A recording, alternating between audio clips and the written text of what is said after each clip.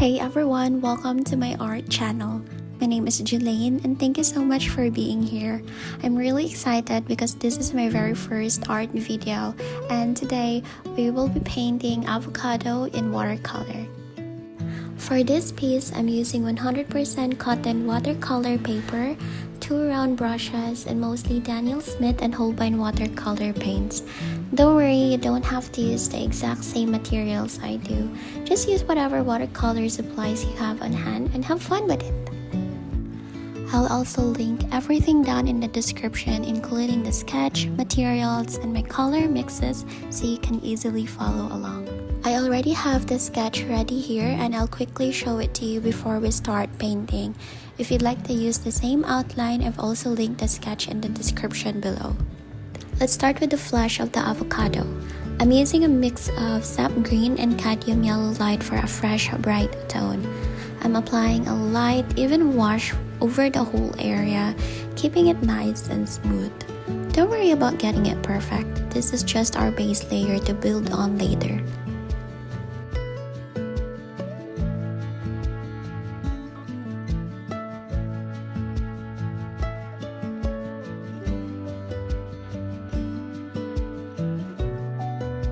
While waiting for the first wash to dry, I'm adding a light shadow on the front left side since the light is coming from the right. I'm using a very watery mix of Hooker's green and indigo. I like using this mix because it gently reflects the green tones of the avocado skin, making the shadow feel more natural. After painting the shadow while the paint is still wet, I'm softening the edges with a clean, damp brush so it blends smoothly. Now that the first layer is dry, I'm adding another wash using the same mix of sap green and cadmium yellow light, but this time with a bit more sap green. I'm painting it around the edges of the avocado flesh to start building depth. I like to do this gradually so I can soften the edges and blend it smoothly with the first layer. It's pretty hot and humid where I live, so my paint dries really fast. So I just work in small sections to keep the paint manageable. This painting will mostly be about layering using the same colors of each part of the avocado. Just keep layering little by little until you're happy with how it looks. You might be wondering, why bother layer when you can just paint the final color? Well, adding the final color all at once can make the painting look flat, and sometimes the color might come out too strong, which can be really hard to fix. Watercolors are transparent, so layering helps the colors blend softly while letting the light pass through each thin wash. That is what gives it that beautiful depth, glow, and natural look. But also, please keep in mind to make sure the previous layer is completely dry before adding another one.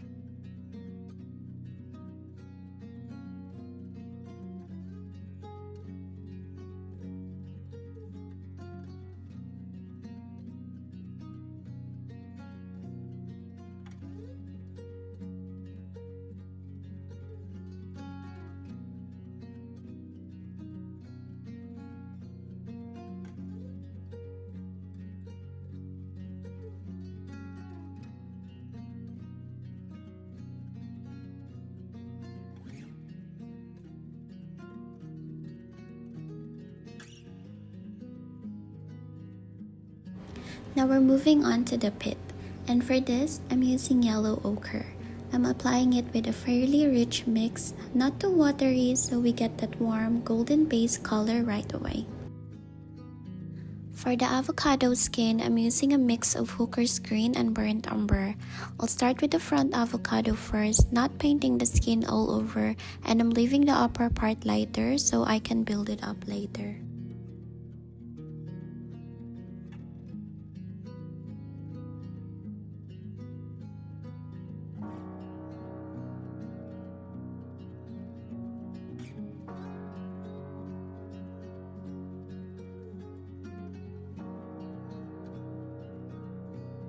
Moving on to painting the skin of the other half of the avocado, I'll be covering the left side all over since it's more in the shadow, but on the right side, I'm leaving a bit of space so I can soften it out with a clean damp brush.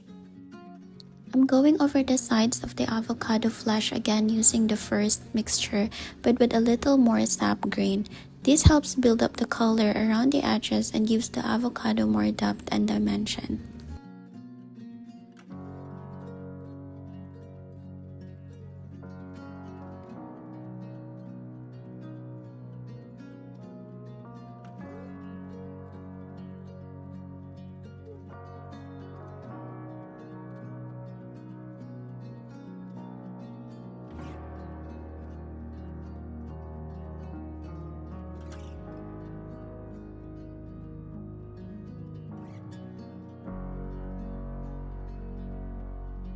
Now I'm painting the thin skin along the edge of the avocado skin using the same mix of hooker's green and burnt umber.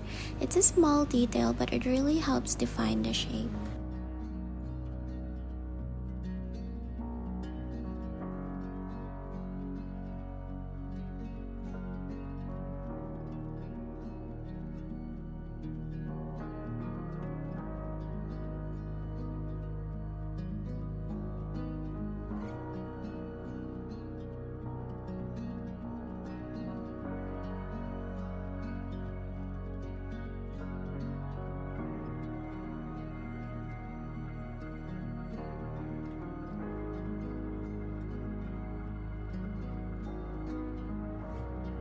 Next, I'm painting the pit cavity using a mix of sap green and imidazzolone yellow.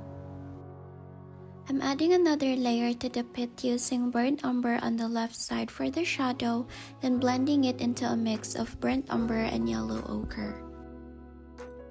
Leaving a small area unpainted for the highlight and softening the edges so the transition looks smooth and natural.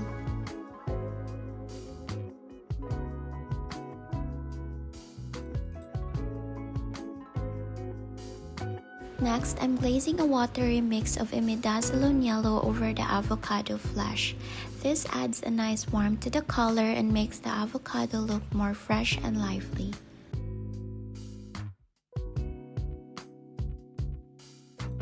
And for the pit cavity, I'm using the same color but less water.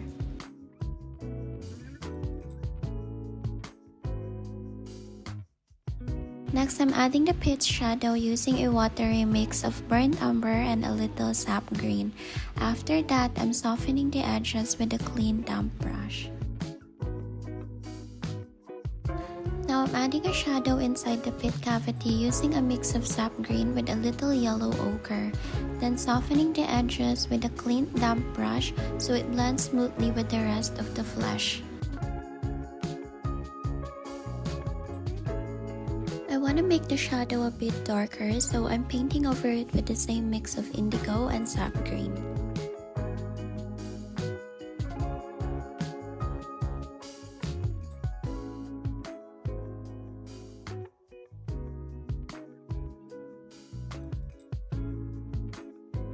Don't forget to soften the edges while the paint is still wet.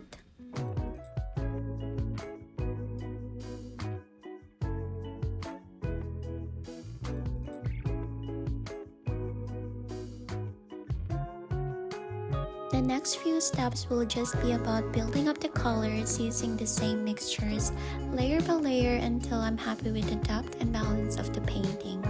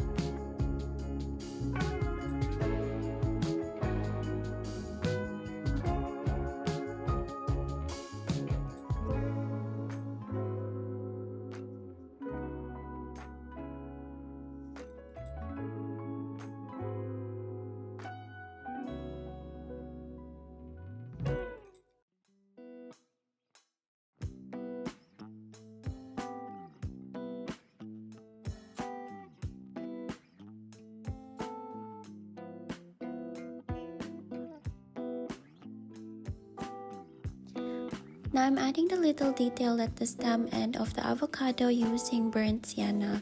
It's a small touch, but it really adds character and makes the avocado look more complete.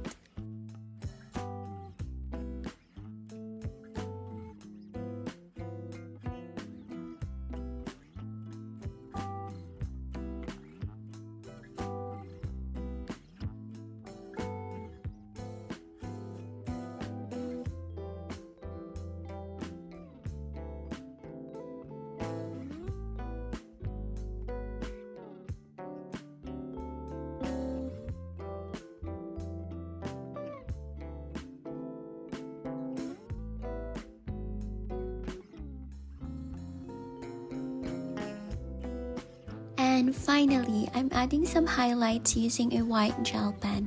You can also use white gouache or any white paint for this. It's a simple way to make the avocado pop and add that final touch of brightness.